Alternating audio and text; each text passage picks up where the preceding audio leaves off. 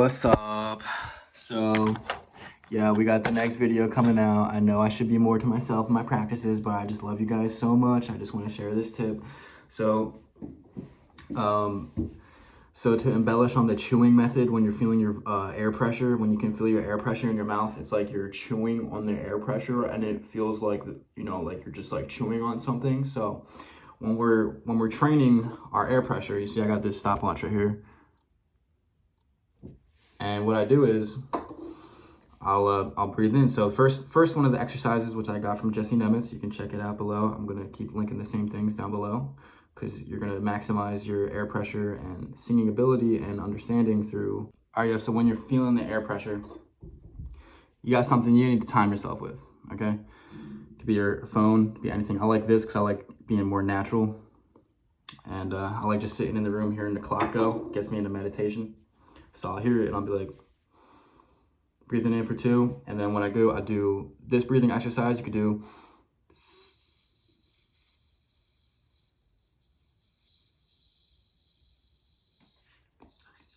And what you're doing is you're starting the compression of the air coming out of your lungs and holding it with the diaphragm instead of just like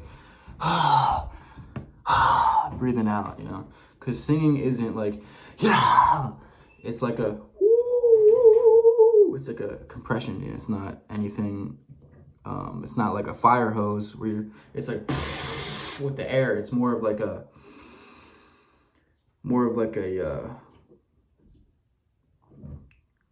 are those things? It's like a lava lamp. Yeah, more of a lava lamp. It bubbles up and it's like energy like that. Instead of like fire hose, it's like singing is like this.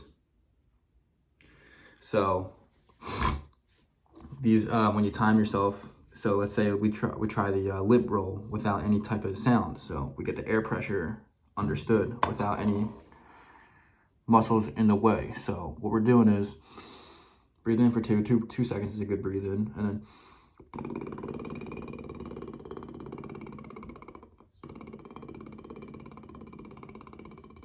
again using the chewing method to keep the air pressure like in your mouth. You feel it, you know.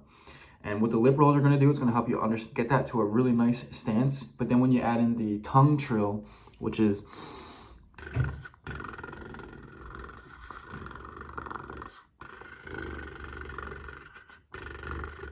and look, you don't got to be perfect, but what it's going to teach you is when you do the lip rolls,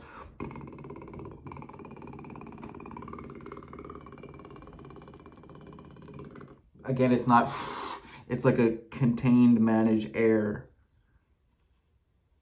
Of course, you're going to have air come out of your mouth because that's the only place it can go. But what you're doing is with the diaphragm is you're holding the air in the lungs, okay? And it's slowly coming out for each note. So,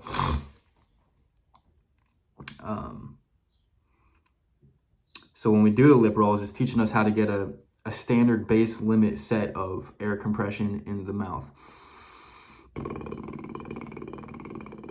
And again, if you see my jaw moving around, it's because I'm pretending I'm chewing, because it really does give you a set diaphragm support to, if you just pretend there's something in your mouth, and it's the air pressure, because you have the resonance chambers, the 1, 2, 3, and 3 also resonates on here. There's only 3 resonance chambers, so you got the that's gonna get you the highest where it can go, because you got your brain right here. It's literally right here. That's your brain. It's not empty. It's literally a brain right here. And then, but if you look at the nose, there's holes right here beyond your skin. You know, if you look at a skeleton, the nose doesn't come out like this. This is just skin right here and tissue. So it's actually just a hole right here. And you have your eyeballs, but you have your eyes there, you know, and it does resonate on here. But also, like, it can't feel it in your forehead, but like really the nose is the hole, you know? I mean, you have holes in your eyes too, but then you have your brain up here, you got to realize, you know? But like, so like when you're getting the air pressure coming out, the really where it's going is into the nose, because that's the holes, you know? That's the holes, you know? And the next one is like right behind it. It's kind of like the nasal and top of the mouth. And but then you have like which which is like, huh. If you just do chest voice, that's why they call it chest voice. It's really just coming out the mouth. You can close your nose. Huh, huh, yo. That's like the chest voice. And you see a lot of people talk there. But if we're trying to balance out the voice, the compression of everything, we want to get the which is the highest nasal. And you can even go like this and see the top of the pyramid. And then like from there, the nasal, you can just drop it a little bit where now it's kind of in the top of the mouth. And then also like more in the middle here, but you're still having the awareness of where it was projecting out over there. And then you just drop it to the chest voice. You don't go all the way to the chest voice, but you just are aware of that resonance chamber, add them all together. So that's what we're looking for when we're finding this air compression. And it's not forced. Once you get the right resonance, it multiplies your speaking level, volume, and sound. So we don't have to force our voice. That's for different circumstances. If someone's pissing you off and you have to tell them to stop. But what I'm really getting at here, I hope you appreciated that breakdown, was when we're finding the air pressure now, we are paying attention to these different chambers that our voice can come out of, okay? And just remember, you do got the ears. Sometimes it does buzz in the ears too. You'll feel that. I love that feeling. That means your tone is going good. It doesn't always buzz in your ears, but when it does, you'll be like, that's a sweet spot.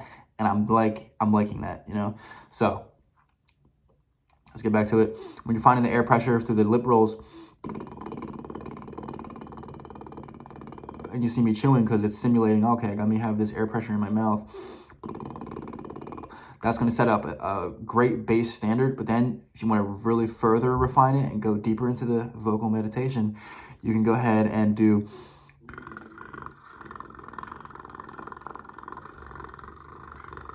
lip trills, because it's actually going to not let your tongue now be any type of support in the air compression, which lip rolls, you may not be able to get the tongue out of the way consciously. That's why the lip trills, if you want to furtherly refine your technique to have the most amazing journey as a singer, if it's your spiritual path, like if it's who you are, your vocation, they call it, the guidance of your heart telling you where to go in life. If you really want to refine it and just love it because it's your life, you don't know when you're going to die, like you love singing so much that it's the only thing that you really want to do. Well, you're going to do anything that you can to get that much better, And what the tongue trills is going to do is it's going to help you get the tongue out the way. And it's not the only exercises, there's other things. But in the theme of air compression, when we do the lip rolls,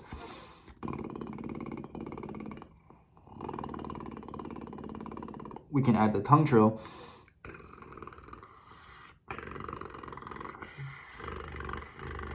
To further refine our tongue out of the way, okay? So once you find that air compression and air pressure, you'll be able to sing the way you want to sing. From there, it comes from a feeling. How does it want to sound? It is not, this is the genre I'm singing, this is how these other singers sound. No, it's not what you're looking for. You're looking for what feeling is arising out of you, because then it'll naturally be able to come out in the proper level of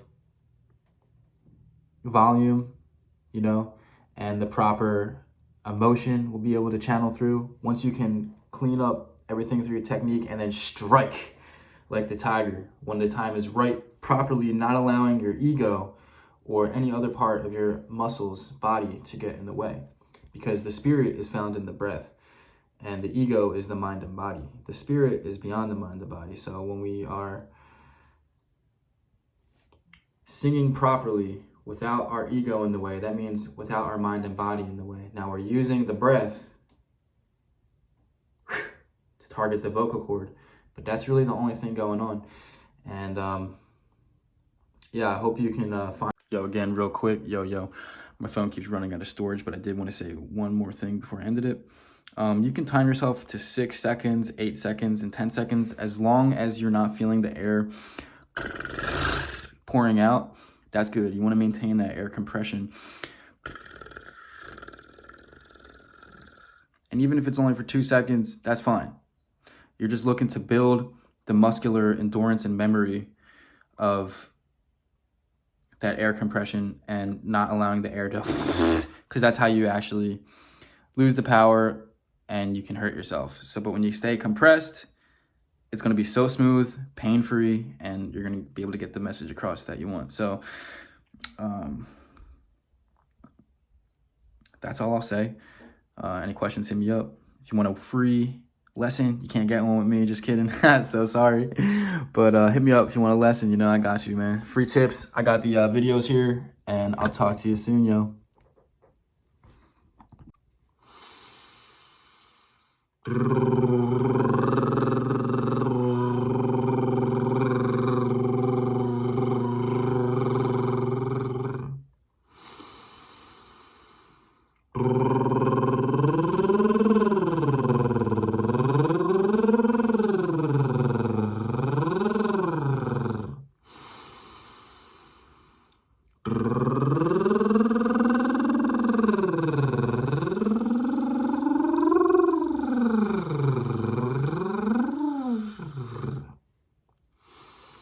Build that compression.